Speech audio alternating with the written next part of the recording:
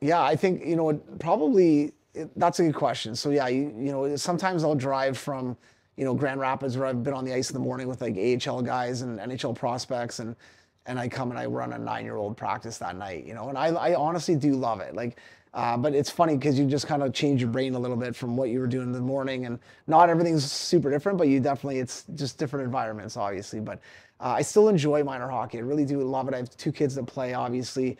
I do enjoy working with the players and being on the ice with them and doing that development. And honestly, I see a lot of things done really, really well and a lot of things done really, really poorly. So anytime I get a chance, and whether that's like social media videos or a coach running a practice somewhere or whatever, good, bad, indifferent, doesn't matter. But I really like to take some of the stuff that I see that's done poorly and try to explain how we can do it better or why it should be done better, and I think sometimes too explaining it, and I always try to reference the NHL, and not because I work in the NHL or I've had an opportunity to work with NHL players, it's because that is the best of the best. I think in any field that you're in, you're looking at the best of the best, or what's the best car, what's the best manufacturer, and you're trying to get to that point. Well, if we're working with a 9-year-old and I'm teaching him how to stick handle, let's say, and he's not really buying it, or his parents don't believe me, well, I'm like, well, this is what the guys at the NHL do.